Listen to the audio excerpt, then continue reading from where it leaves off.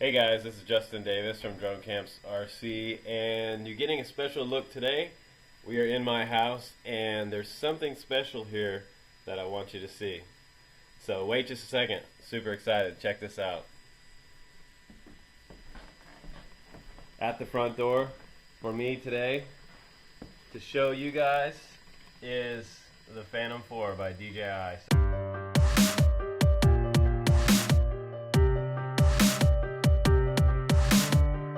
Okay guys, before we get to the review, I had to research this a little bit. I had to read up about the Phantom 4, find out what's new for you guys, and then so I could have a proper formulated opinion for you, not just get on camera and start blah blah blah blah blah about the new Phantom 4. So I did my research. I've been watching it for hours and hours on YouTube videos and reading on DJI.com. So I definitely did my homework there. I wrote my notes for my outline. You want to do that before you just do an unboxing without a proper formulated opinion on what's going on with a new product. So I haven't flown it yet. I flew the other Phantoms, and now we're at Phantom 4. So pretty cool. I'll give you my opinion on that. But first, I'm gonna go have lunch. On my way to lunch, I'm heading over to Whole Foods. So I'm gonna find out what I can get at the hot bar. Should I get fried chicken or should I get a salad? They don't have any fried chicken. They only have fried tofu. That breaks my heart. So I'm not gonna get the tofu. I'm definitely gonna have to get teriyaki. Let's do it. The damage is done, shot through the heart, and you're to blame, darling. You give love a bad name. Okay guys, I've been reading about the DJI Phantom 4 since the first conception, the early conception of the modes and the new features that are coming to it. So I did my research and it finally came today. I got it at my house. I went out for lunch. Thanks for coming with me, by the way. We couldn't get fried chicken. That's okay. Maybe next time. So we're gonna go ahead now and take a moment to open up this box, show you what's new, what the new modes are, and show you some of the new features and the redesigns of the Phantom 4. So this is a great new version of this Phantom, dual IMUs, dual compass, new features that are very much worth the upgrade from the Phantom 3. And I'm gonna show you why coming up next.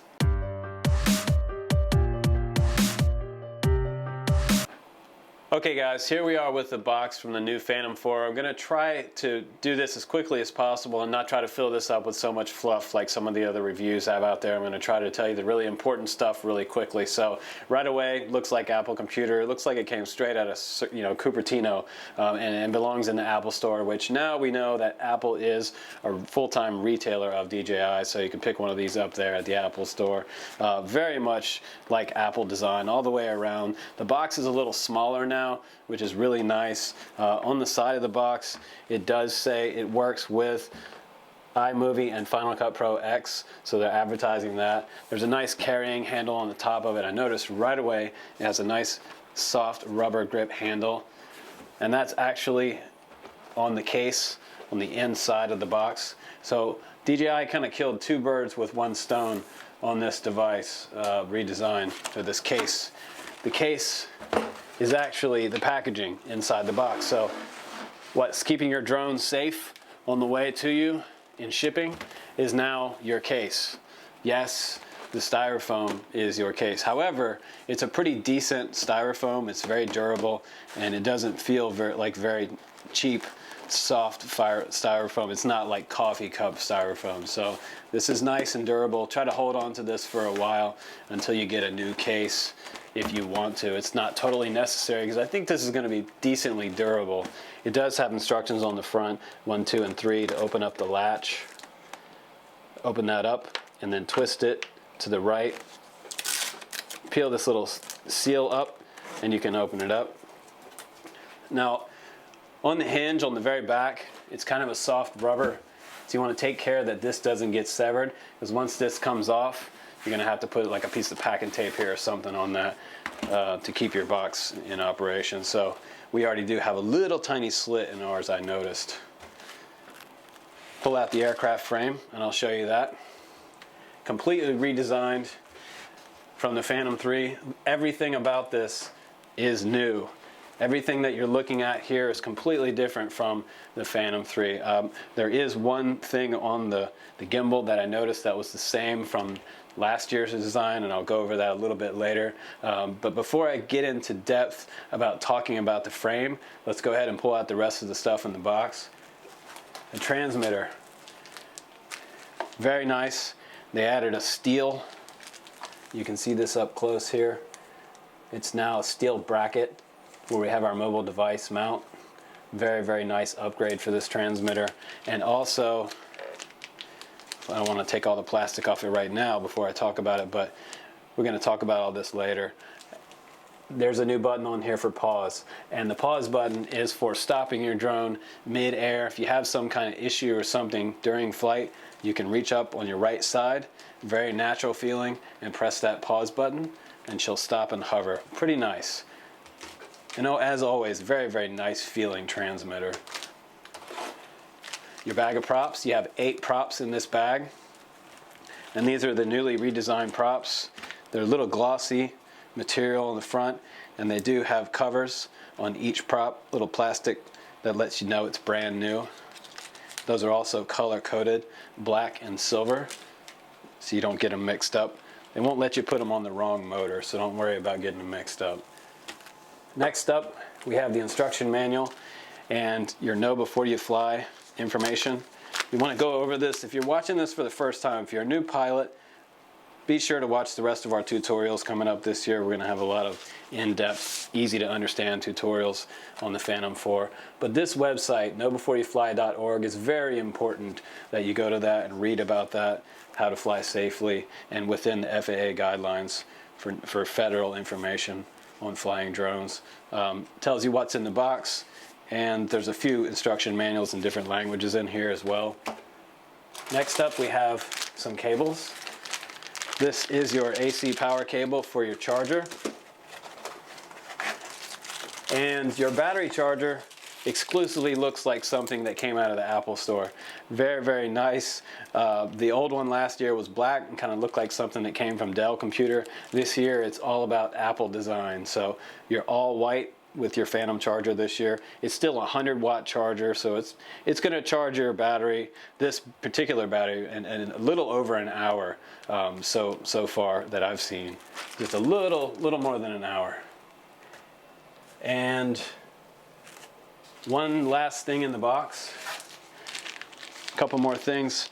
They include this micro, go ahead and open this up for you.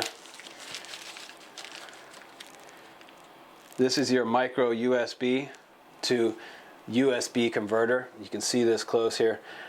This is for plugging into the side of your drone when you're going to do your firmware updates, and we'll talk about that coming up in just a moment. The next cable here, I believe, is for plugging into your device. This looks like an Android style cable. Yeah, this is directly for your plugging into the side of your Phantom 4, so you can do your updates. So that's kind of cool. And these are the same connector on both sides. So over to USB here. So that's it. And let's go ahead and let's get started talking about some of the new features and the new modes. We'll go over this frame real quick for you, and I'll show you what's new on the frame. Okay, so like I was saying, this is a totally redesigned frame. This is new from top to bottom. There's only a couple things on here that I noticed that were similar to the Phantom 3. The main thing that I did notice on here, and this is a negative, is that I don't know if you can see it on the camera, but you see this black stripe coming down on the gimbal. This is the ribbon cable is exposed on the bottom of this gimbal. Now, this has been a problem for the past 3 years on this gimbal. If you crash into a tree and a tree branch grabs that cable, that ribbon cable, and severs it, you're going to have to send this off to DJI for repair. So that's one flaw, one fail that I have seen on this design so far that I've got to call out, and hopefully we can get that ribbon cable recessed, because I do not like that ribbon cable is hanging out on the bottom still. There should be a way to get this thing recessed and protected a little better from abrasion. So, you know, you've got $1,400 riding on this thing. It would be nice to have this ribbon cable recessed. So let's move on to the good points about this now that I've got that out of the way. From top to bottom, like I said, it's been redesigned. The landing gear, totally new. Everything on here now is enclosed. All of your antennas are up inside the landing gear. This is really nice. You don't have stuff hanging out. And notice there's no compass hanging out bolted to the bottom of the landing gear anymore. It's somewhere up inside the frame, nice and tucked away for you. So there's no problem there with snagging it or getting it damaged by weather while you're flying. So very, very cool. And they redesigned the gimbal lock on here with a cover for the lens for your 4K camera. So that's all very nice. It's all one solid piece and pops off side to side. The camera itself is also redesigned. All of that stuff that was hanging out on the bottom last year and previous years with the grommets hanging down, all the exposed cables that we had on there before, is now all neatly tucked up inside the body of the Phantom 4. So that is extremely, extremely cool. It also gives it a better horizontal stabilization with this extra arm they have out here on the side. So that's a very good job from DJI engineering to do that. I noticed that when it does shake, it has a lot less movement laterally than it did before. So if you take two of them side by side, the Phantom 3 4K and the new Phantom 4, and you move them around a little bit and shake them, you'll notice that this one's a lot sturdier. So that's really nice. The landing gear is also a little wider this time. The landing gear is more moved out on the arms, closer in to the motor. Previous years it was closer in on the frame and a little closer to the closer to the gimbal. They actually moved the LEDs out on the end of the arms now. They're not in the middle anymore. There's vents here for a little bit of air coolant. There's a fan up inside here that will draw air up into the drone and cool off the components while you're flying. So this is really important. If you're flying battery packs back to back during the middle of the summer, I've had people fly them back to back and overheat them and crash them into the water. So be very careful to let your system cool off during the summer when you're flying your drone so that it doesn't overheat and shut off. We can't blame that on a battery or anything, so that's an overheating issue. Now, on the Phantom 4, that might possibly be fixed with this new ventilation system that they have designed into it. Up inside here also is a magnesium frame that houses the dual IMU and a dual compass. So that's also really, really nice. And you can see that we have new cameras up front, stereoscopic cameras for vision positioning system, which are integrated into the bottom as well. Two on the bottom and two on the front. And you have your vision positioning sonar on the bottom for your stabilization when you're flying indoors. Remember not to fly over liquefied surfaces because over a swimming pool it has a hard time reading the ground below it. So you want to have a nice solid surface when you fly. Real difficult patterns make it harder for it to move as well. If you have some kind of a dog or something move underneath it, it will also stop working. So the weight of the aircraft is around 1,380 grams, 1,300 grams. So not too heavy, but still, if this fell, it could definitely hurt somebody. So try not to fly it around crowded areas or in the city or over top of people on sidewalks and over highways. Very important. It does have dual IMU, like we mentioned, which is awesome because you have dual accelerometer in there. So if you had an accelerometer fail, if that happens, you know, you'll get a total tumble. It would lose your stabilization. So now you have two accelerometers, so if one goes out, you still have some compensation for stabilization, so you're not going to crash. That's very, very nice. Also, with dual GPS on board, if you lose signal from one GPS, the other one takes over. If you're in a return to home situation, that's very critical that your copter can still return to the home point. And on the way there, there's also something new. It's called Smart Return to Home. So as your copter's coming back home, it's going to avoid objects on the way and come back in for a landing. And hopefully it's going to miss all the tree branches on the way back. So make sure you have your return to home height set high enough if you're in an urban area to make sure it clears all the buildings and things that are in the way if obstacle avoidance happens to fail. So obstacle avoidance is great on this drone, but don't rely on it totally. You want to make sure that when you're flying with obstacle avoidance in mind, keep in mind that if you're flying too fast, it can fly straight into a tree and not have enough time to slow itself down. So this hasn't totally been tested yet. We're going to probably see flying videos all over YouTube this year with people flying and saying that object avoidance failed on them, when in fact they were flying too fast, because object avoidance only works at slower speeds. Also, keep in mind that obstacle avoidance could probably be a little bit of an annoyance when you're trying to get a good shot and you're flying in sort of a congested area where there's maybe some movement from other people walking by or whatever, so you're going to have to do your shot over if object avoidance is activated. So for film and videographers out there, take that object avoidance off while you're trying to do some of your more congested area shots, so it doesn't keep stopping itself in the middle of a shot. So that's pretty annoying, but obstacle avoidance is there to help you, but it's not totally bulletproof yet, so just be aware of that. Now real quickly, we can talk about the new modes on here. On the Phantom 4, super cool new modes this year. We have tap to fly, and the Phantom 4 will actually fly off in the direction that you tap on the DJI Go app. Very, very cool. It's going to use obstacle avoidance on the way to the direction of travel that you tapped on the screen. And that works pretty good. I've seen it work. The demos all look great. I've seen it in person. It's very, very cool. So tap to fly is very, very useful. You can turn off object avoidance as well in the DJI Go app if you don't want it to avoid objects on the way, if you wanted to fly a straight line. But I have seen it used with the object avoidance, and it's really neat because it goes around like something like a church steeple on the way out. To avoid crashing. The next mode that we have up is active track. Very cool. You've probably seen demos where you touch and draw a square around a person walking on the ground, and then you hit OK or go, and the drone will actually follow the person and track them. You can actually fly circles around them while it's following them. You can also do moving objects such as cars, golf carts, somebody on a motorcycle, or snowboarding. So very, very cool there for sports. Say someone kiteboarding, that would also be very cool for active track. Next up, we have sport mode. Sport mode is nice because we have new upgraded motors that are going to let us fly a lot faster. Now, keep in mind that sport mode does not have object avoidance because you're flying close to 40 miles an hour.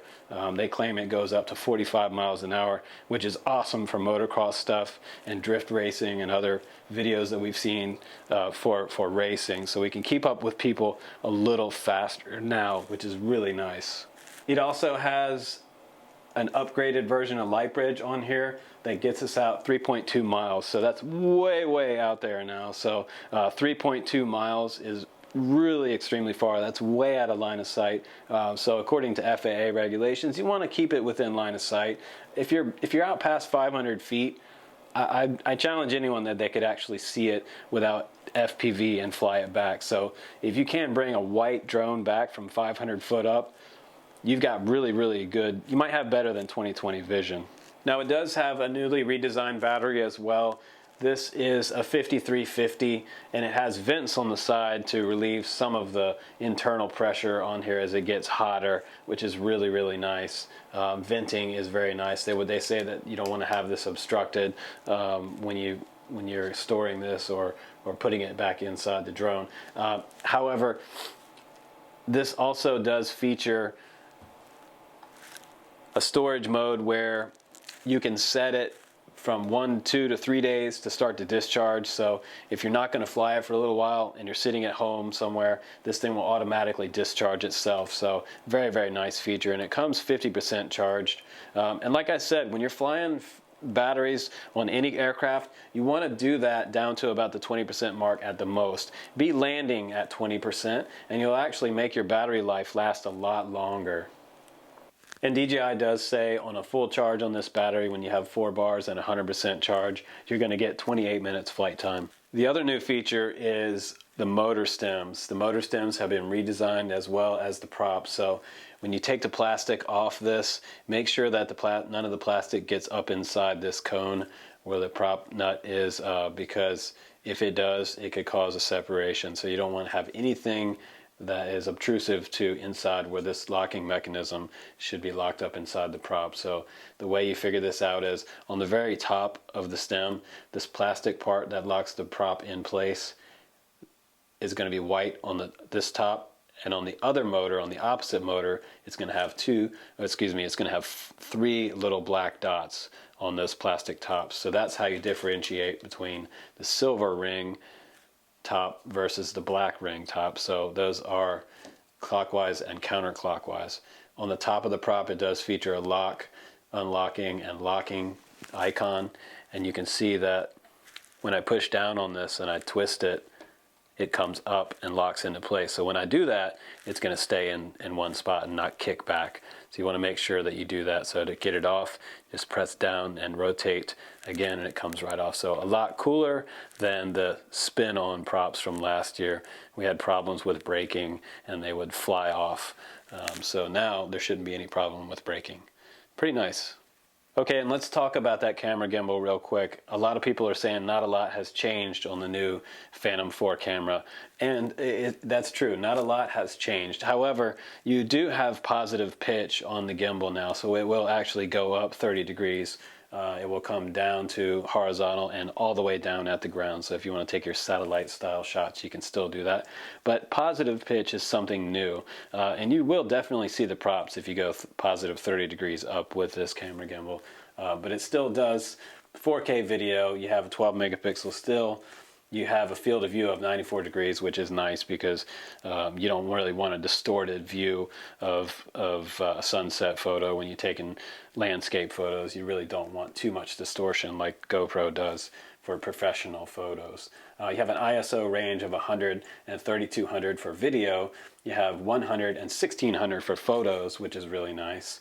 You have an electronic shutter speed of 8 seconds to 1/8000th of a second. So you can take super slow-mos. So pretty cool at night if you're filming traffic or something. You want to slow down that shutter speed and make the lights look like they're blurring. You can do that. Or if you're taking action photography, speed it up and get those action shots nice and clear without having too much blur.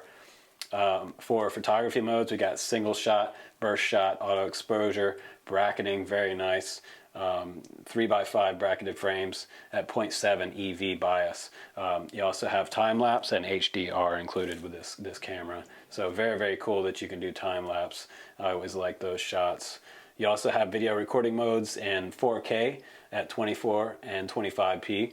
You have a lower bracket of 4K and 3840 at 24, 25, and 30p. You can go down to 2.7K and shoot at 24, 25, and 30. You can do full HD 1920, which is 24 frames, 25, 30 frames, 48, 50, 60, and 120 frames per second. So that's pretty cool for slow-mos. And you can do standard HD at 1280 by 720. And you can do all those frame rates except for the 120p on the HD mode, the 1280 mode. So your max video bitrate is 60 megabytes per second, Mbps. That's not bad. Your supported file systems are FAT32, 32 gigabyte, and exFAT, 32 gigabyte. So your photo modes are JPEG, DNG, and RAW. Your video modes are MP4, MOV, MPEG, 4 AVC, and H.264. So H.264 is really nice for uploading to YouTube and social media. Very, very nice file format. Supported SD cards are micro SD, max capacity of 64 gigabytes over here on the side of the gimbal that you can push your card in there and put a new one in. I would go up to 32 at least, because I tend to fill up 16 gigabyte card with 4K pretty quickly. Operating temperature around 32 degrees to 104 degrees Fahrenheit, 0 to 40 Celsius. So you want to be careful when you're operating in too cold of weather. Under 32 degrees is very dangerous for your barometer and everything going on up inside this copter. So be very careful in flying in super cold conditions, because the higher up you go, the colder it gets, and in extreme heat during the summer too. So let's go ahead now and let's go into our final thoughts about the Phantom 4.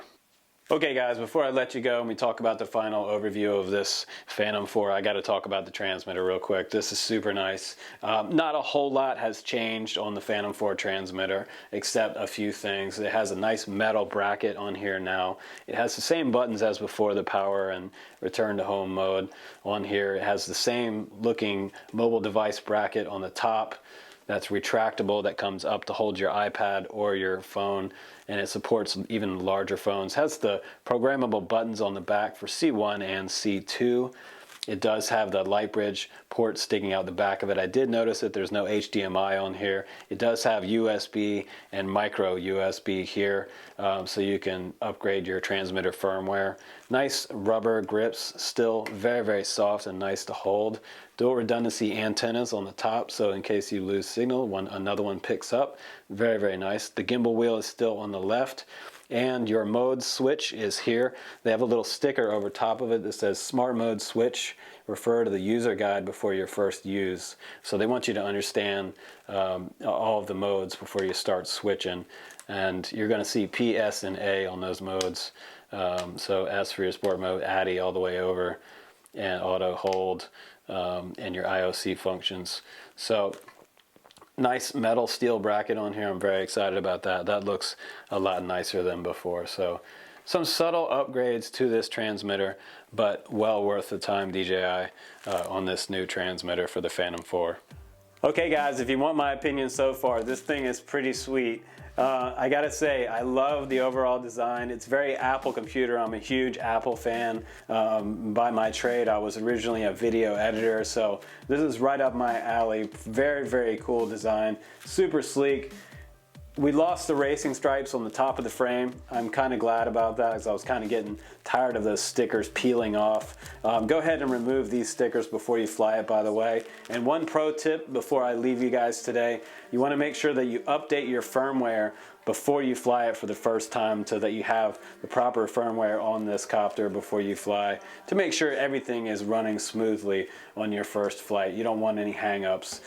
So I gotta say, great design from DJI. I look forward to doing more tutorials in this for you. So please subscribe on the channel. We're gonna have updates on how to work with the DJI Assistant that's coming out for updating your firmware. Thank God they went back to that. That's awesome, because last year's drop bin file on a mini SD card was not happening for a lot of people. Our phones rang off the hook for tech support, so it should be a lot easier this year to update the firmware. No big problems there, but overall I gotta say, great design, great job DJI, and keep the innovation coming. I'm Justin Davis from Drone Camps RC. I'll see you on the next one.